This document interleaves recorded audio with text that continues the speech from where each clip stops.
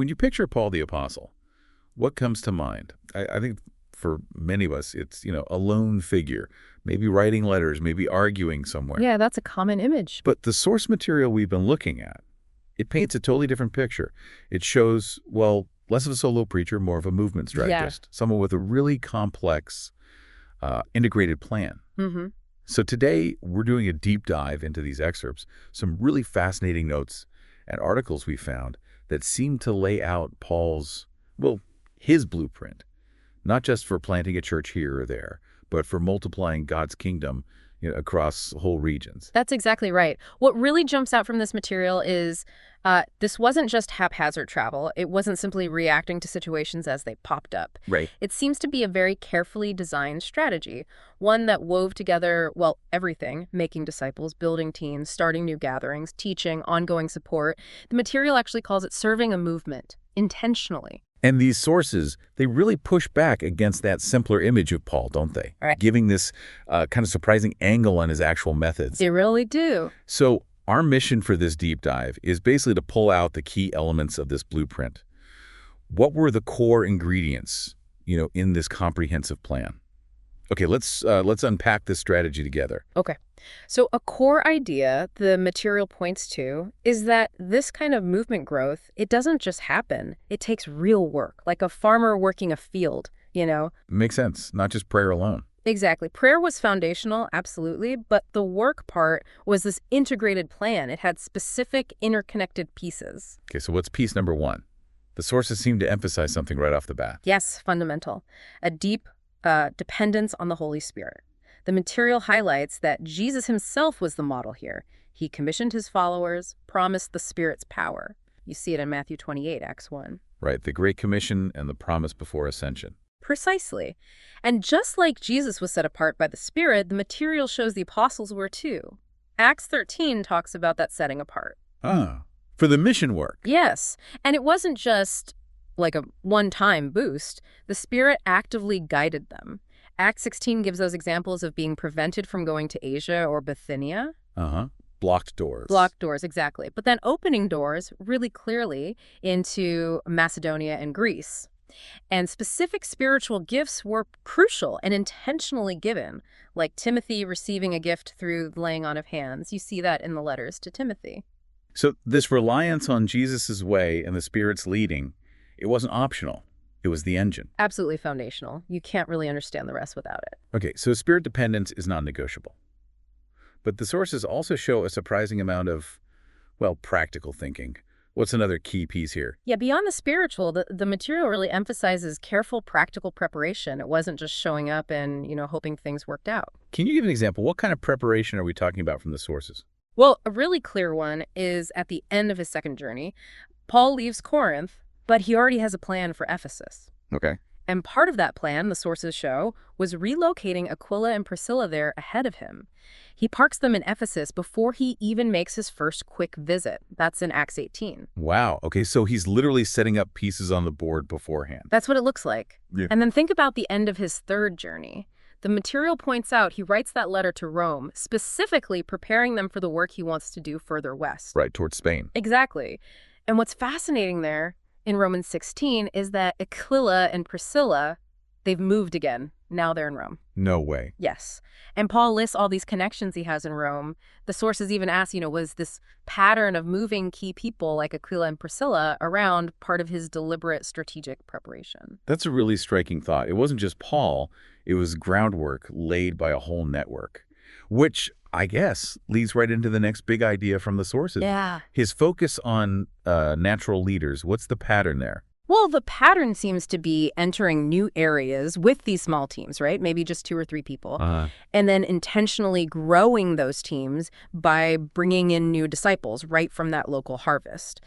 And the material shows that the people who were often receptive, sometimes called people of peace, were frequently the natural leaders already influential within their own households, their own social circles, their oikos. Their network, basically. Yeah. And these leaders, they provided the stability. Yes, absolutely crucial. The sources argue these natural leaders, by sharing faith and building community within their existing relationships, they gave permanence to the local church's forming. They weren't just passive converts. They were vital parts of Paul's whole leadership system. Like Lydia. Or the jailer. Exactly. Examples like Lydia, the Philippian jailer in Acts 16, Stephanas in Corinth, Phoebe near Corinth, and Aquila and Priscilla popping up again and again. They were the anchors. Some might travel for work, like Lydia probably did, but they were the constants in those local house churches. Okay, so this focus on the oikos, the household network, that brings us to the next point. Oikos churches. The material points out something really obvious but maybe easily missed about where they met. Yeah, it's simply that they met in homes, right there within those existing relational streams. Yeah, in special buildings. No, believers weren't, commuting across town to a church service. They were neighbors, family, colleagues, faith, witness, worship. It wasn't separate. It was woven into their daily lives, their paths of life, right there in the family, the marketplace, surrounded by the pagan culture. So you didn't go to church. You were the church right where you lived. That feels really different from how we often operate today. It is a huge difference, and the sources actually make that contrast explicitly. Estate believers did not leave home to travel to church, and they link the shift towards dedicated church buildings to Emperor Constantine much later. Okay, so you have these multiplying household churches embedded in the community.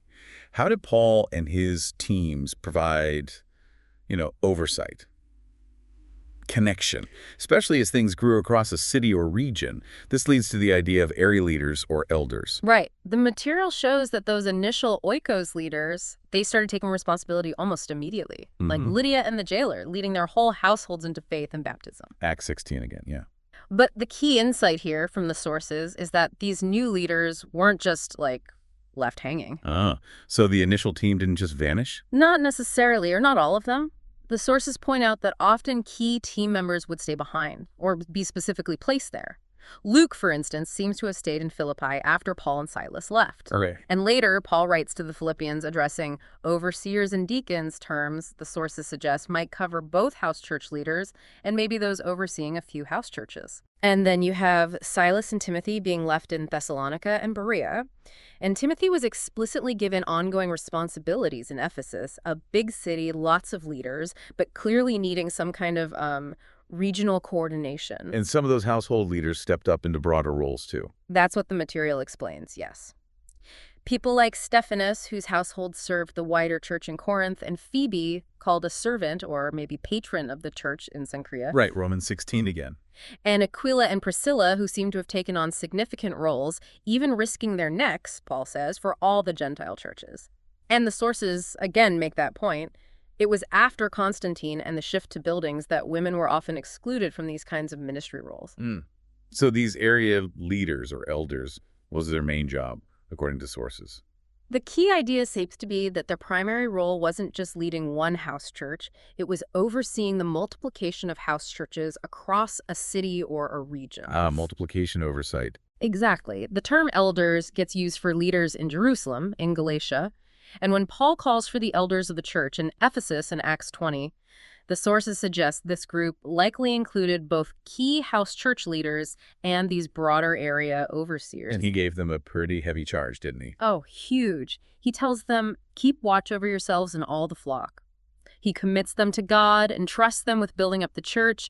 And the material points to Titus being left in Crete specifically to appoint elders in every town. Right, Titus 1. And the sources argue Paul lists qualifications there first for that regional oversight role, the elder, and then for the house church leader, the overseer or bishop. Paul also talks about honoring elders who direct the church's affairs well, but warns Timothy not to be hasty in appointing them. Sounds like a tough job. The sources describe it that way. Tough, challenging, often thankless. Definitely not about glory, but absolutely indispensable for nurturing healthy, multiplying churches across a whole district. Indispensable for multiplication. Got it. Okay, moving through the blueprint. What's next? Strategic mission hubs. These were vital locations. The material notes they often started organically, maybe through believers scattering because of persecution, like in the early days in Acts. Like Antioch. Exactly. Antioch was Paul's main hub for those first journeys.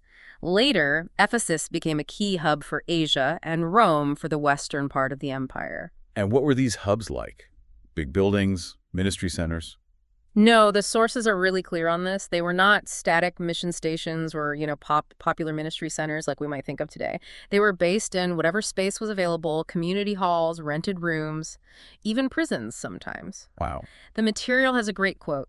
Mission hubs were a vital element for Paul's vision of no place left in which to share the gospel. They were basically launch pads for more expansion. Launch pads, not destinations. Okay. What's the final element the sources bring out in this plan? Ongoing connection, but also fostering maturity. This came through visits and letters.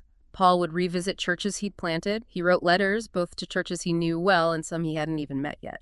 But here's a really critical insight from the sources. He deliberately did not hover. Not hovering. That sounds a bit odd. Yeah. Would you want to stay close to new believers? You'd think so, maybe. But the sources use Corinth as the prime example. When things got messy, there were divisions, conflict. Paul wrote letters, yes, maybe made a quick, difficult visit, sent Titus with another letter. But then he intentionally delayed going back himself until the believers there had started to take responsibility and sort out some of the issues themselves. Wait. What was the thinking there? Well, according to the material, the thinking was that rushing in to fix every problem actually breeds immaturity. It creates dependence on the outside leader. Oh, I see. It stops the local believers from growing, from developing that resilience that comes from working through conflict themselves. The sources even contrast this with, a modern tendency sometimes to parachute in leaders to fix things quickly, arguing it can actually rob the local church of a chance to mature. That's a really powerful point about building local strength. Okay, so just to recap this whole plan we've unpacked from the sources, you've got spirit dependence, careful preparation, finding and empowering those natural leaders in their communities, building out from households, providing that regional oversight structure, using strategic hubs as launch pads, and then connecting strategically without micromanaging to build maturity. That's a good summary of the interconnected parts, yeah. Okay, now, the material we looked at really zeroes in on two specific practices. It calls them essential for this whole movement thing to work. And this is where it gets really interesting. What are these two non-negotiables? Okay, the first one is baptism. The material stresses that for Paul, baptism was way more than just, a graduation ceremony after learning some stuff. Great. Based on Jesus' command and example, it was seen as, two things at once. First, yes, a public declaration of faith in front of everyone. But second, and this is crucial, it was seen as an ordination into the ministry of disciple-making for every single new believer. Ordination. Yeah. For everyone. That's the idea. The sources put it strongly. Paul's understanding of baptism was essential to his integrated plan for movements. It wasn't just an ending point, it was a starting pistol. Wow. So becoming a Christian meant becoming a minister, basically. In a sense, yes. The sources frame water and spirit baptism as this huge turning point, empowering new disciples for full-on participation, teaching others, baptizing new believers themselves, using their spiritual gifts to build up the body of Christ. You see echoes in Ephesians 4, 1 Corinthians 12. Right. And the insight is that active involvement wasn't just good for the movement's growth. It was vital for their own faith development and resilience, and it kept the whole thing grounded, at the grassroots. Kept it from becoming too top-down. Okay, that's huge. What's the second essential practice? The second one is the regular Lord's Supper meal. The sources point back to Acts 2, where the early believers in Jerusalem did this daily. It wasn't just a ritual. It was this powerful, even revolutionary statement about sticking to the apostles' teaching and their incredible fellowship. And where did they share this meal? Still in homes? Yes, primarily in homes, according to the sources. Now, in places like Corinth, it might have been in larger homes, maybe villas, that could hold more people. Paul's letters hint at that. 1 Corinthians 11. Right. And the sources mention people like Gaius in Romans 16, who hosted Paul and the whole church, apparently, and maybe Erastus, the city official people who likely had larger homes. Okay, so what was the significance of this meal beyond just eating together? It was loaded with meaning. The sources note that Paul tells the Corinthians their divided meal wasn't really the Lord's Supper, which shows its function as a powerful symbol and practice of unity. Right. If you're divided, you're missing the point. Exactly. And Paul says he received instruction directly. Whenever they shared this meal, they were doing something profound publicly. They were to proclaim the Lord's death until he comes. Proclaim it.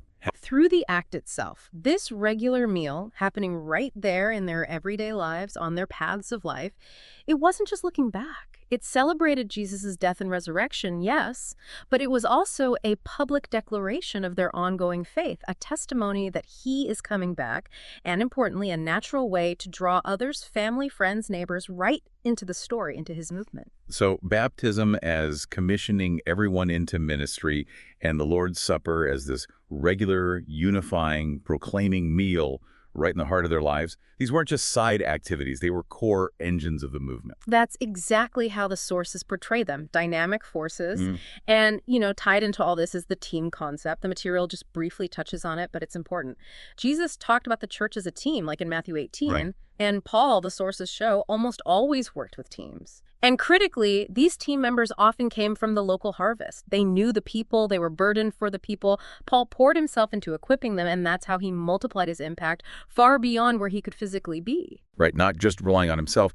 So this whole picture, this integrated ecosystem, spirit-led, but also strategic planning, empowering local leaders in their networks, building from homes, regional oversight, hubs, fostering maturity, fueled by these core practices like baptism and the meal, all built on teams from the harvest. Yeah, It's so much richer, isn't it, than just Paul traveled and preached. it really is. So, okay, let's try and bring this home. What is this blueprint unearthed from these sources? What does it really mean for us today, for anyone thinking about how faith movements actually, grow? Well, I think what this material really drives home is that Paul wasn't just, doing random acts of ministry or starting isolated churches. He seems to have operated with this deeply interconnected, very intentional plan. It absolutely required that deep spiritual dependence, but that was woven together with very practical, strategic thinking. It demanded recognizing and empowering different kinds of leaders right there in the household, but also those overseeing regions. It grounded everything in the reality of everyday life, in the community. It used strategic places as launch pads, not endpoints. And it really focused on growing up local believers, empowering them through things like baptism and the Lord's Supper, and deliberately avoiding creating unhealthy dependence. And it really does highlight this grassroots, organic, team-based way of doing things embedded right in daily life, which, it does feel pretty different from some models today that might be more centralized or maybe more focused on buildings as the main sort of engine or gathering point. It certainly presents a contrast, Yeah. absolutely. And maybe, if we connect this back to the listener, the provocative thought that arises from these sources is something like this. What if we really focused our energy on identifying and empowering those natural leaders already present within people's existing networks, their Oikos? Mm. And what if we prioritized consistent communal practices like shared meals within homes, seeing them not just as fellowship, but as powerful acts of faith, commissioning, and unity? Could that approach fundamentally reshape how we think about movement growth today, maybe even more powerfully than just focusing on, say, formal structures or new buildings?